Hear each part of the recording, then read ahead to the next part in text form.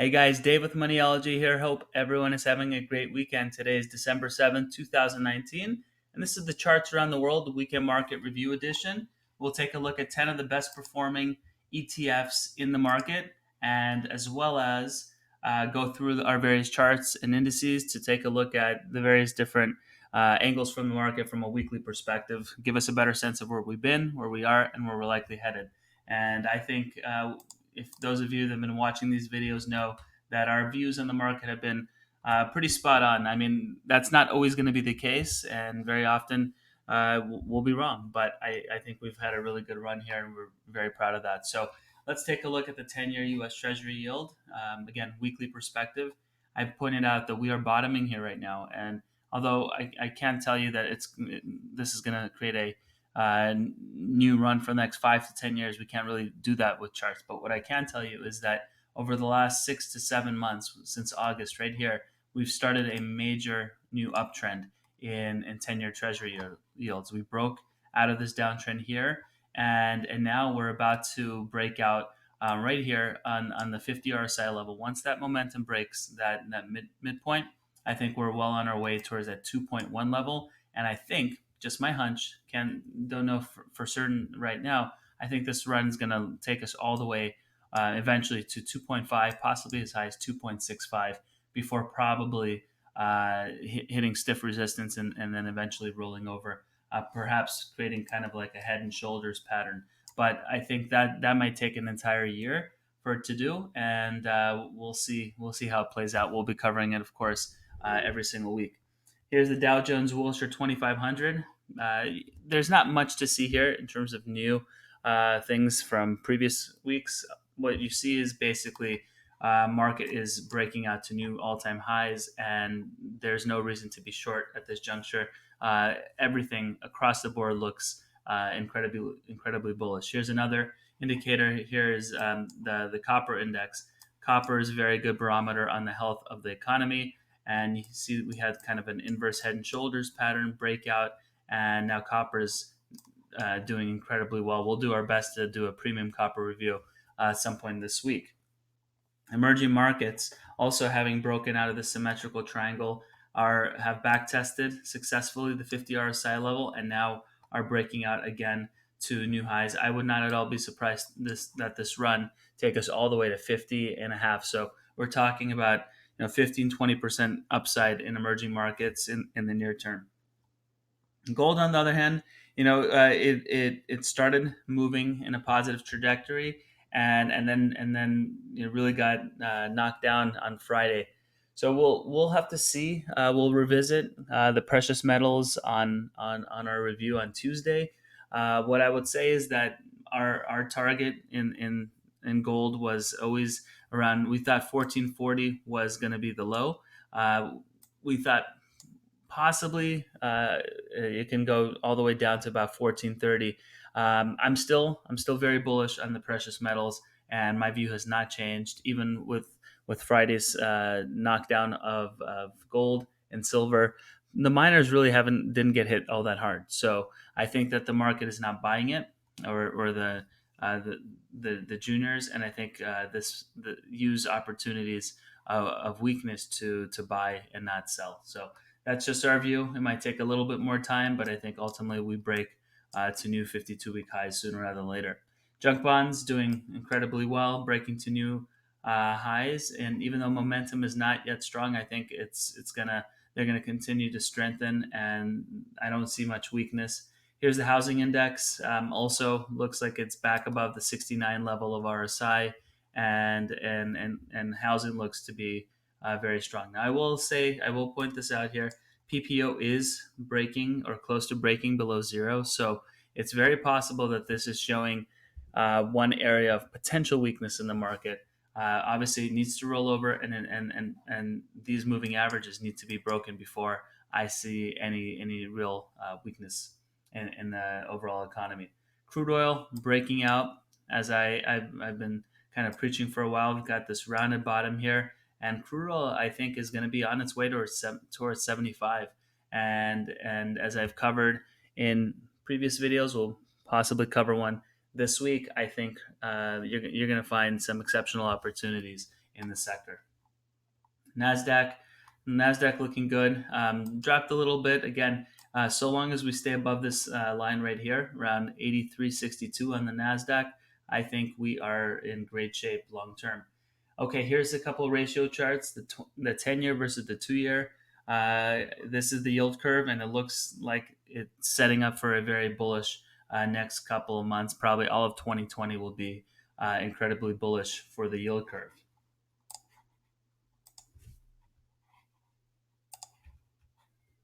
So junk bonds versus the 7 to 10 year Treasury bonds. This index, if junk bonds start doing well, is again a very bullish sign for the economy, and they're starting to outperform the high quality credit, and that's a positive sign. Here's the 20-year U.S. Treasury versus the TIPS. So this is my inflation deflation indicator, and if this breaks down, then that's a very positive sign for the economy. And last week we are very close to breakdown, and I think we are going to break it very, very soon. Probably go as low as 1.5, and if not lower, all the way towards this neckline around 110.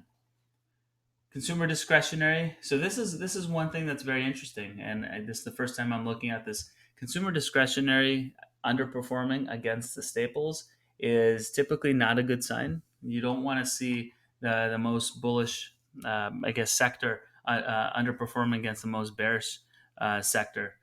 But it's happening right now, and on its own, it doesn't mean anything. But this is something to definitely consider as you're really assessing kind of the overall health of the economy. This is interesting. Let's put it that way. Russell 2000 breaking out to 52-week highs. Very, very bullish price action on the Russell. Close of the week high of up 65 basis points, and up this above the 61 RSI level is very, very bullish. S&P 500 at all-time highs right now, and that looks great. Regional banking ETF double topping here at 61, and I think setting up for a new leg higher as soon as that 61 level clears. And I think ultimately this is going to be heading towards that 64 level. So a lot of upside in the banks. Semiconductors acting a little weak right now. So any market pullback, I could see semiconductors kind of falling back a little bit. They've been leading the surge higher, and I think that they'll probably need to consolidate for some time here. All right, here's the total stock market ETF VTI, again breaking to all-time highs. So again, the story is pretty clear. Here, the Dow Transports. So interesting. So the Dow Transports from their high of 11,067 have pulled back. In fact, they were down 1.37% last week. So perhaps they're going to back test this level from the upside. Perhaps there's some more downside, but this is another indicator that perhaps the markets are setting up for a possible 5 to 7% correction in the near term. It's going to happen at some point. This is kind of a inverse head and shoulders that I'm looking at. So this is some weakness that you got to keep an eye out for. I would not be chasing the markets at this juncture. Okay, here's the US dollar. This is the most important index for commodity investors. And as you know, I've been preaching that commodities are close to a major breakout, the commodity space in general. And this looks like the dollar is breaking down.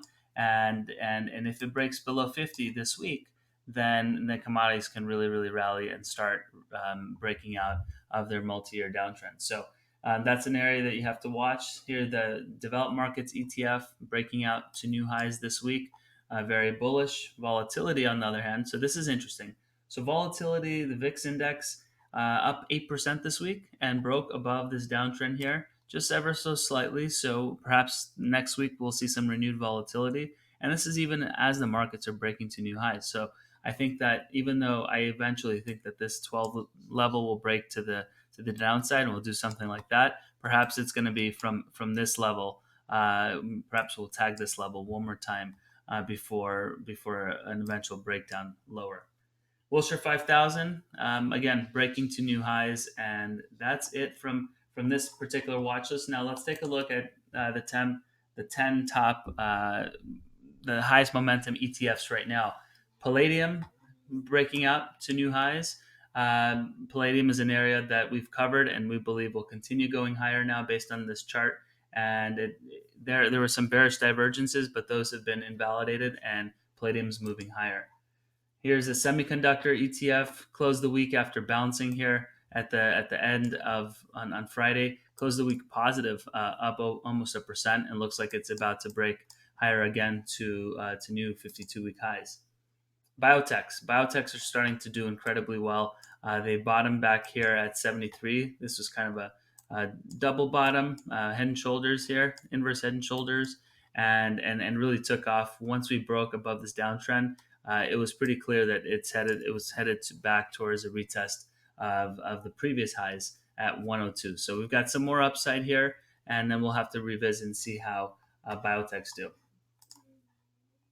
Small cap healthcare ETF. This is a beautiful looking chart. Look at the small cap sector. This is a rounded bottom. You've got a very clearly defined neckline around 130, and we're breaking that right now. I think we're well on our way towards 145. We are above the 69 level, and this is a great sector to be buying names in, and perhaps we'll cover that in more detail in the next week or two. Another sector that we've covered multiple times is shipping.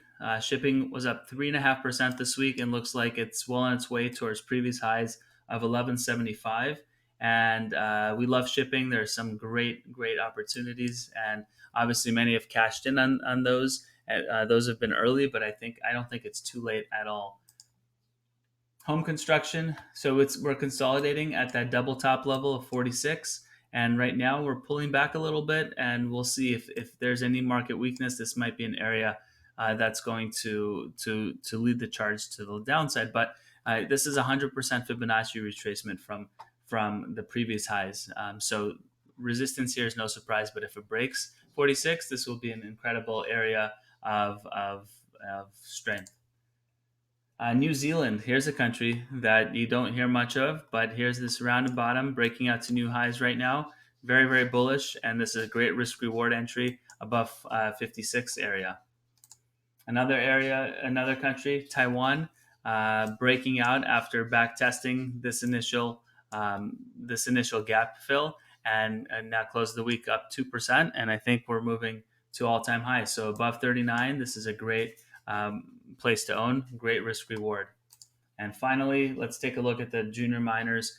So obviously had kind of a shooting star after a great start to the week, and it seemed like this was breaking above this bullish descending triangle, and then we kind of fell back. So if there's some renewed weakness, perhaps we hit all the way back towards that 36 level. Perhaps this is a fake breakout.